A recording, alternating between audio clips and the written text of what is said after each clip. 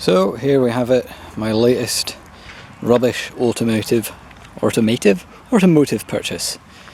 1989 Volvo 740 GLE Estate, and it's alright, all things considered, for an ancient decrepit pile of junk. This isn't even the first one of these I've bought. I bought a F-Reg 1989 740 GL a few months ago, but unfortunately it was knackered. Well, not knackered, but more work than I wanted to take on, so it went away and has been replaced by this, which I bought the only way you should buy a car, which is unseen off eBay. So it was returned to the road earlier this year, having been off the road since 2005. It was actually a site security vehicle on a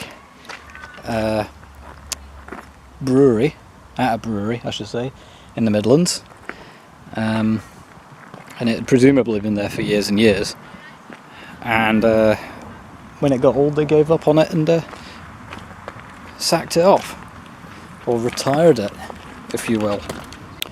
Now what this means is that I bought the car after somebody had gone to the hassle of putting it back on the road, and I bought it for £700, which I thought was quite a steal. Now I bought my last one for £300 from a scrapyard, and I thought that was great, but unfortunately the sills and floors had vanished,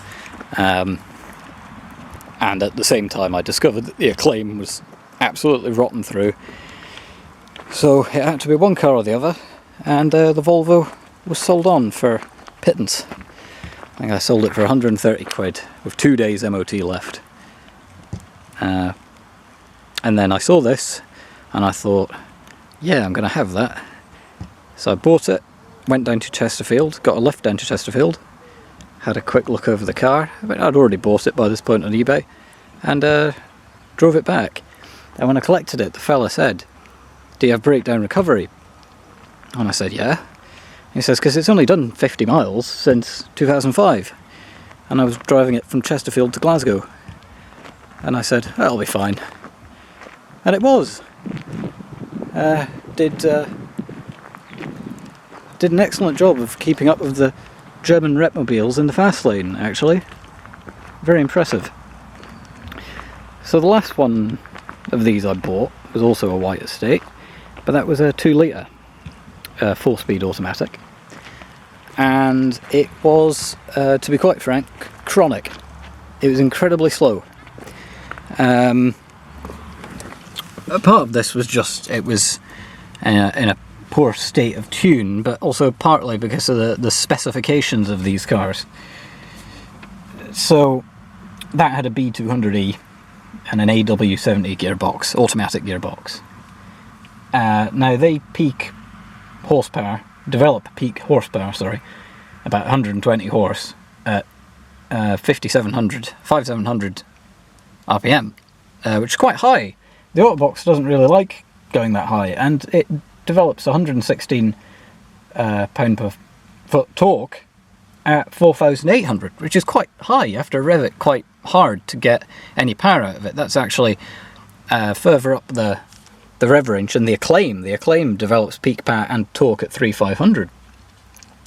So as a result, you had to kind of thrash it to get any go out of it, and the Autobox just wanted to change up and ate all the power. So it was horrendous on fuel. The best I ever got out of it was 24 mpg, and it was quite slow. This is a 2.3, so the B230E, with the ZF automatic gearbox, which is a different kettle of fish. So this develops about 130 horsepower at 5,500 RPM, which is fair enough. But peak torque comes in at 3,300, which is a lot lower, and it's also about 140 pound per foot, which is a lot more torque. And it means that this drives so much nicer. You don't have to rev it, it just oodles along at low RPM. And as a bonus, the ZF gearbox locks up at about 57 miles an hour or so, and then it's just a direct drive, so you lose all the slop in the torque converter. This is the superior engine gearbox combo as far as I'm concerned. It has done 126,000 miles, maybe 125,000, something like that. The odometer was working when I got the car. I made the mistake of pushing the button to reset the trip counter while the car was in motion, and it stripped the cog. So that's dead now. RIP.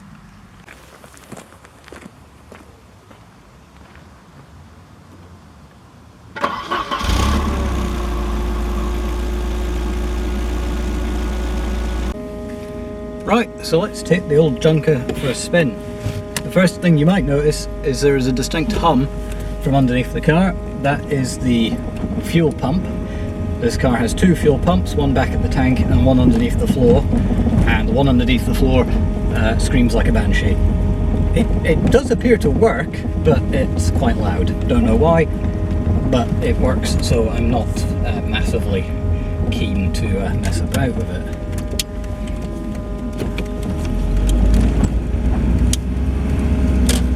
Now, as I said before, this car is a 2.3 litre Volvo red block. Nice power unit, good power, good torque. These cars aren't really quite as heavy as you think they are. I think this is about 1.5 tons, something like that. Nothing, you know, by the standards of modern cars, that's quite good, I think. Or should I say, compared to modern cars, that's quite good. There are some problems with this car. It was laid up for a very long time, and it is a Volvo, and Volvos have particular issues. This one is electrically senile. For example, if I try and use the single sweep wipe, it doesn't work.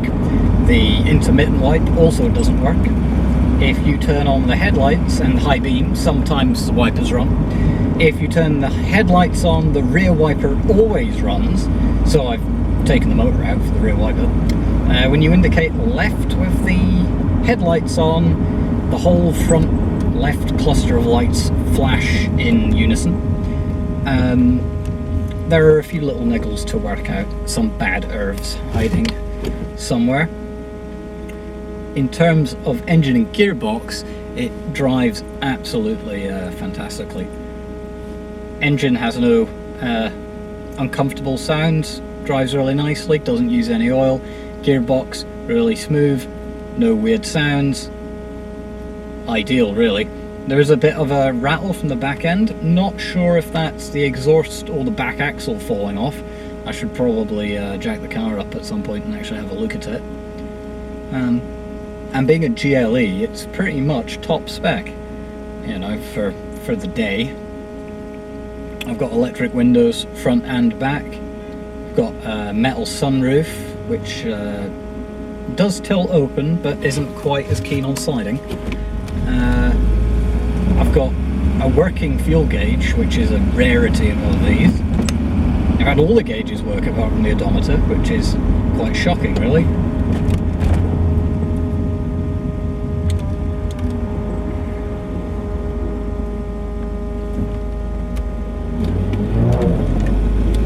The joys of city living.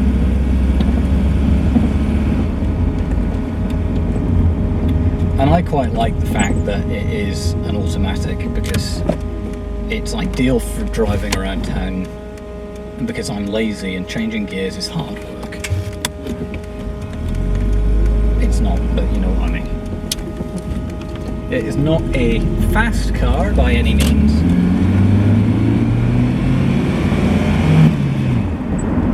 But it's, you know, it is what it is.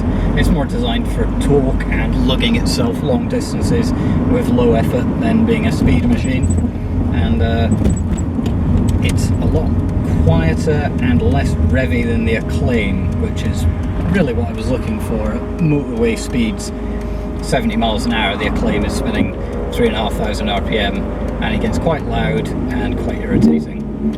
Whereas this is sitting under 2,500, and it's just quite a lot more relaxed.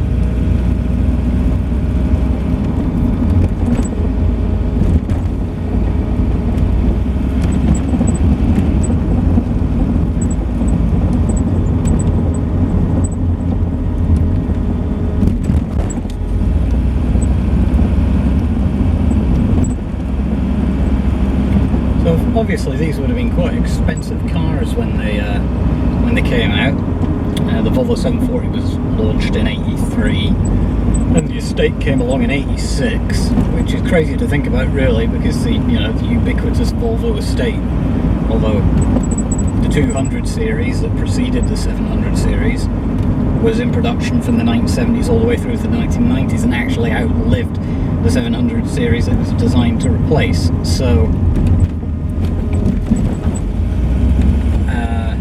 The 700 series that was designed to replace it, even.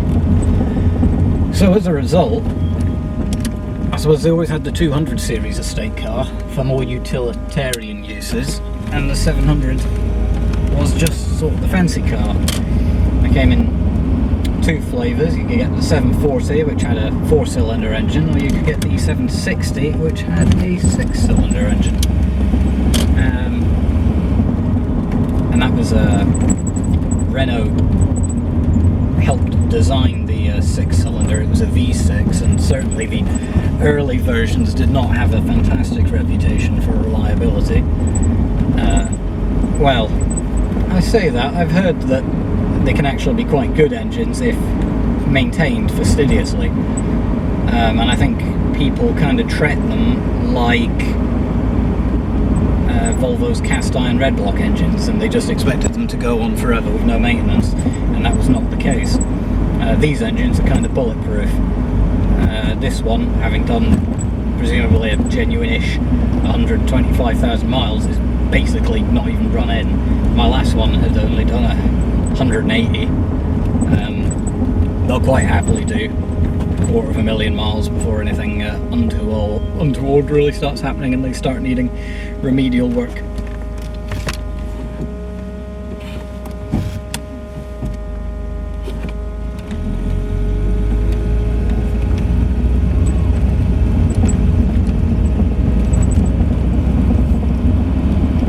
I don't know if you can hear in the video, but this is also the gearbox that goes a-woo, which is quite fun.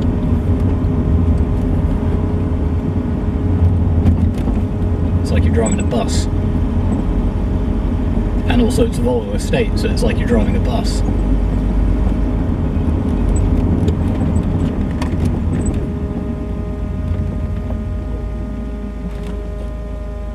Four-wheel disc brakes, because Volvo and safety. This is really just a world apart from most of the old cars that I've owned, which tend to be small 4-cylinders. The Dolomite and the Acclaim are both kind of small and tinny and relatively cheap cars, and this one is really a market class up. So it's nice to drive something that is just kind of chilled out and sedate. There's very few sporting pretensions to this car.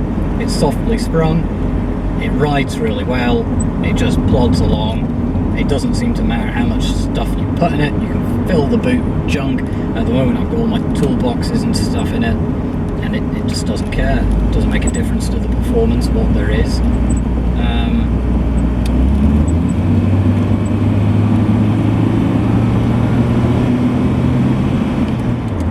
But it picks up if you wanted to.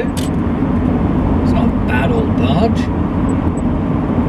My old car, my old 740 got absolutely horrendous MPG, and this actually gets quite a lot better. I'd really, in this, I'd expect to see north of 35 MPG on a run, whereas the last car was 25 MPG if you were lucky.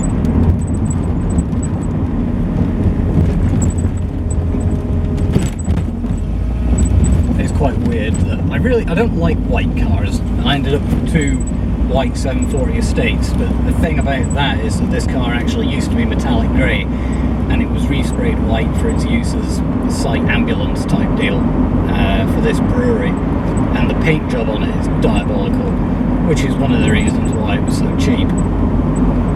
And it's a real shame, because the metallic grey would have been a really nice colour. It would have also had black leather originally, and it would have had the little twin dicky seats in the back.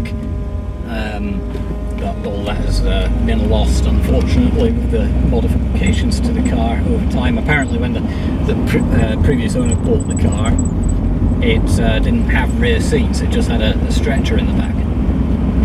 So I believe this interior is actually from a 940, the seats are at least. And they're certainly not normal 740 seats.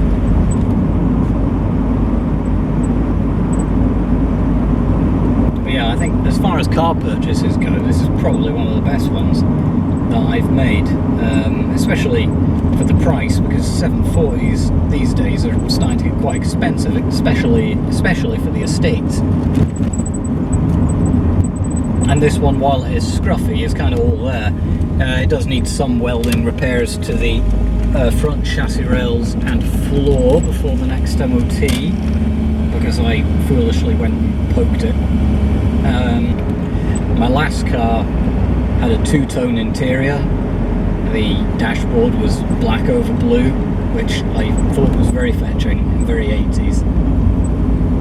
But unfortunately this one's all black, which is a bit dull. Had I known I was going to buy this, of course it would have made great sense to keep the other one as a spares car. But I had nowhere to keep it. I have no off-road parking, and it had a couple of days MOT, and that just needed it gone, really. The Acclaim had a lot of rust repairs that needed to be done, and in the end it ended up off the road for months, having new floors and sills and quarters installed, well, fabricated and installed, and then the car was resprayed. More on that later.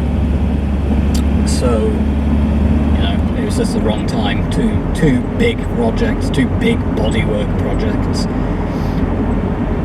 If that car had had the 2.3 with the ZF box and been in really fine mechanical fettle, then I probably would have kept it, but as it was rusty and it needed brakes, and the power steering pipe popped after a couple of days of ownership and dumped all its contents on my girlfriend's parents' driveway. It did have a nice tweed interior, I miss the tweed interior, but you can't win them all, you know, you can't win them all. And I think really this is definitely the better of the 2 cars. This has alloy wheels with stainless wheel caps onto them. It's a nice car. I like it. And hopefully it will be a long-term member of the fleet. Although we'll see how that pans out. Yeah, I hope you've enjoyed having a look at this, my new car, after my rather long-term hiatus. Hopefully I'll be back with updates on the Dolomite, which is in the process of being rebuilt entirely, and the Acclaim, which has been rebuilt entirely. Wasn't quite the order it was supposed to go in, but there you go. So off and out. I shall see you in the next video.